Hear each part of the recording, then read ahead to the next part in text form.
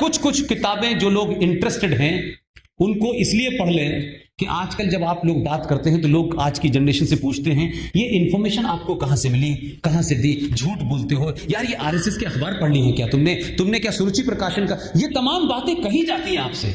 मैं उन लोगों के नाम दे रहा हूं जो कांग्रेस के सबसे नजदीकी लोग थे। मैंने आपको 1984 की घटना बताई थी, बताया था मैंने कि एक परिवार जिसका नाना इस देश का राष्ट्रपति था, उसका पिता गवर्नर था, वो खुद लॉ मिनिस्टर था। 1984 में जो एक तरफा सिखों का कत्लेआम हुआ, उस कत्लेआम के मात्र 6 महीने बाद एक किताब लिखी गई। उस किताब का नाम मैंने आपसे कहा, at home in India, the reinstatement of Indian Muslim. जानते हैं इसके राइटर कौन है? सलमान खुर्शीद साहब। सलमान खुर्शीद साहब राइटर भी हैं, लेकिन उसमें लिखा क्या है? किसी कांग्रेसी ने माफी नहीं मांगी। इतना सब कुछ होने के बाद ये आज भी सरदार हैं। इन्होंने देश के साथ गद्दारी नहीं की। आज भी ये वही लोग हैं जो गुरु गोविंद सिंह की परंपरा से हैं, जिन्होंने अपने लोगों को चिनवा दिया सनातन संस्कृति को बचाने के लिए। हमारा क्या इतना भी इसके अंदर रोल नहीं होना चाहिए कि जो जाति आपने की है, जो जघन्य अपराध किया है आपने उनको मारा है जिन्होंने इस देश की सनातन संस्कृति को बचाया। जो लोग कश्मीर तक गए बचाने के लिए कि कश्मीरी खतरे में है, 7 साल का बच्चा बोला, उन्होंने कहा बलिदान देना पड़ेगा। तो उस 7 साल के बच्चे ने कहा, पिताजी आपसे ज्यादा बहादुर कोई नहीं है, आप बलिदान दीजिए। उन परंपराओं के लोगों को वो शख्स किताब में क्या लिखता है, उस किताब में अंग्रेजी में जो लिखा है वो बता देता हूं। उसमें लिखा है, on 1984 Sikh genocide there was also a attributable satisfaction amongst the Muslims who had not completely forgotten the partition and unpleasant aftermath। इसका हिंदी में अनुवाद है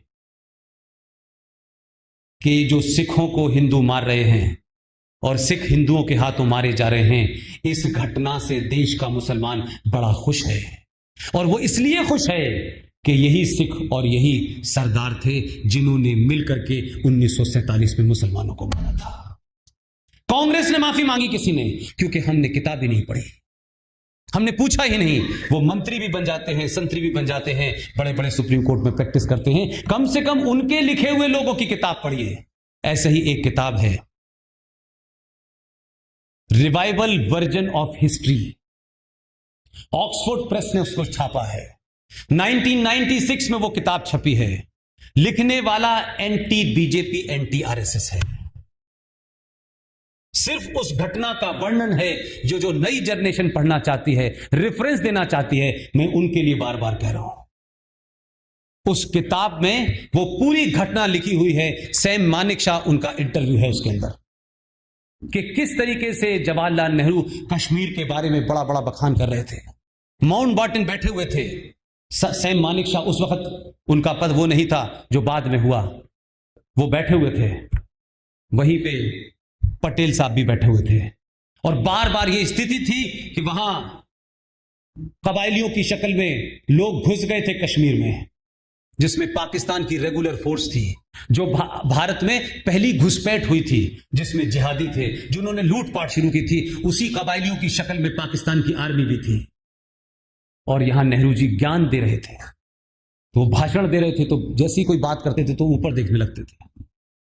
तो मैं पटेल साहब की उस बारीकी की बात को जिक्र करना चाहता हूं जो मानेकशॉ और पटेल के बीच में हुई। उस कमरे में दोनों लोग बैठे थे। जब यह हुआ तो पटेल ने हिंदी में गांधी जी से कहा, और वो कह रहे हैं कि मैंने इसलिए कहा कि माउंटबेटन को पता ना चले,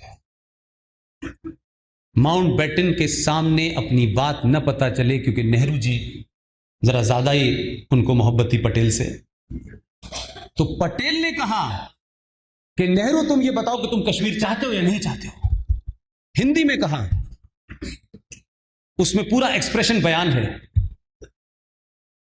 तो नेहरू जी ने कहा व्हाई नॉट। आप सोचिए कि पटेल उस दौर में किस सिचुएशन में थे। जैसे ही उन्होंने कहा व्हाई नॉट, क्यों नहीं चाहता, उन्होंने मानिक शाह के कान में कहा, आपको ऑर्डर मिल गया, जाइए। आपको ये घटना इसलिए बता रहा हूं कि हमें ये बात नहीं पता है कि उस दौर में भी किस तरीके से हमने अपनी गर्दन किसके बीच में फंसा रखी थी। वहां से चीजों को निकाल के लाना, जिस कश्मीर को आज आप देख रहे हैं जो आपके पास है, वो उसी की वजह से है। और सिर्फ फौज ने ये कहा था, Manik Shah one of the uprised army man. आपको दो बात नहीं पता होंगी, दो लोगों का नाम आप जानते हैं, जनरल जैकब 71 की वॉर, सैम मानिक शाह। एक पारसी था, एक यहूदी था। इस देश ने कभी उसका धर्म नहीं पूछा। दोनों ने वो रोल प्ले किया जो बड़े बड़ों ने नहीं किया। और आपको पता है जैकब साहब के बारे में, जनरल जैकब के बारे में इजराइल में यह कहा गया कि हम इनको अपना हाईएस्ट ऑर्डर देना चाहते हैं। जनरल जैकब ने कहा, नहीं, मुझे भारत का हाईएस्ट ऑर्डर मिलेगा तो मुझे गर्व होगा। ये वो लोग थे भाई, ये है भारत की माइनॉरिटी जिनका पता नहीं है कि कोई 80,000 है, कोई 20,000 है। ये कंट्रीब्यूशन है उनका। हम किस माइनॉरिटी की बात करते हैं? जिस माइनॉरिटी ने इस देश को समाप्त कर दिया है, जो इस बात में तो गर्व करती है कि हमारे लिए कौन सी स्कीम है, लेकिन चंद्रयान के असफल हो जाने पर लोग ट्वीट करते हैं कि अभी छत पे तो जाना सीख लो, चंद्रयान पे क्यों जाओगे? यह पता चलता है कि इस देश में आप बुलेट ट्रेन ले आए, इस देश में चांद पे चले जाएं, इस देश की नई नई खोजों में आप कुछ भी प्राप्त कर लें, लेकिन एक वर्ग को इससे कोई खुशी नहीं मिलती। उस वर्ग को खुशी आर्टिकल 370 को बनाए रखने से मिलती है। वो ये कहता है कि बाबरी मस्जिद शहीद हुई है। पता नहीं आप में से कितने लोगों को पता है, इस्लाम के अंदर मस्जिद का, होली श्राइन का दर्जा नहीं है। मस्जिद इस्लाम में पवित्र स्थल नहीं है।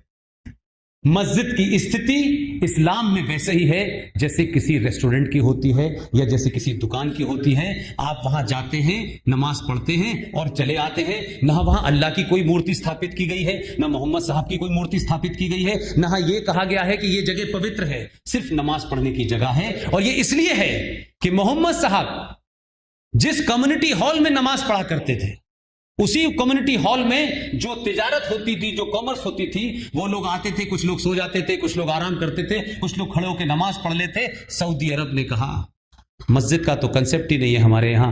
पहली फुर्सत में जिस जगह मोहम्मद साहब ने नमाज पढ़ी हो वो तो बहुत मुकद्दस होगी, बड़ी पवित्र होनी चाहिए थी। सऊदी अरब ने उसको डिमोलिश कर दिया। लेकिन एक आक्रांता लुटेरा बाबर की मस्जिद को लोग इस देश में इस्लाम से जोड़ के कहते हैं कि मस्जिद इस्लाम का हिस्सा है। अभी सुप्रीम कोर्ट ने पिछले साल आपको एक ऑर्डर दिया है, मुसलमान, उसमें एक जज भी मौजूद था, मुसलमान फारूकी के ऊपर वो मामला था। हाई कोर्ट ने फैसला दिया कि इस्लाम में मस्जिद का कोई हिस्सा नहीं होता। उसको सुप्रीम कोर्ट में चैलेंज किया। पिछले साल सुप्रीम कोर्ट ने कहा यस, मस्जिद इस्लाम का हिस्सा नहीं है। लेकिन दो ट्रेजेडी देखिए, आप कमाल देखिए। वही सुप्रीम कोर्ट कह रही है कि मस्जिद इस्लाम का हिस्सा नहीं है, पुरानी पॉइंट से कह रही है, सही कह रही है, लेकिन वही बाबरी मस्जिद पर सुनवाई कर रही है। और कमाल है सुप्रीम कोर्ट का, सुप्रीम कोर्ट कह रही है भगवान राम का कोई वंशज है, कोई प्रमाण है कि भगवान राम पैदा हुए थे। एक तरफ प्रमाण मांग रही है, दूसरी तरफ रामनवमी की छुट्टी भी मना रही है। यह है ट्रेजेडी की नहीं ट्रेजेडी? तो आपकी व्यवस्थाओं में 70 साल में आपके खामोश और सोने की वजह से इस देश को छिन्न भिन्न कर दिया गया, इस देश की अस्मिता के साथ सवाल खड़ा किया गया, इस देश की संस्कृति को खराब किया गया। और एक ऐसा हिंदुस्तान बना है जिस हिंदुस्तान में पहली दुनिया की मेजॉरिटी है, पहली मेजॉरिटी है दुनिया में, मुझे दूसरी कहीं नहीं मिलती, कि इस देश की मेजॉरिटी खड़े होकर भीख मांग रही है सरकार से कि हमें समान अधिकार चाहिए, और माइनॉरिटी कह रही है नहीं, हमें नहीं चाहिए। कमाल है ये। हमने ऐसी व्यवस्था बनाई है। तो संविधान, हिंदुत्व तो बहुत दूर की बात छोड़ दीजिए, हिंदुत्व से ज्यादा मेरे लिए सनातन महत्वपूर्ण है। लिहाजा ये संविधान जो भारतीय जिसे कहा जा रहा है, इसकी कोई समीक्षा कभी तो होनी चाहिए। इसको खत्म किया जाए, नहीं खत्म किया जाए, ये विवाद नहीं है, लेकिन इसमें जिस तरीके से अनुच्छेद 370 को खत्म किया गया, 35A को खत्म किया गया, क्या और भी तो अनुच्छेद ऐसे हैं जिनकी समाप्ति की तरफ बात करनी चाहिए? अगर वो राष्ट्रहित में है तो उनको रखो, लेकिन अगर वो राष्ट्र हित में नहीं है और राष्ट्र के खिलाफ है तो उनको तत्काल बाहर निकाल दो।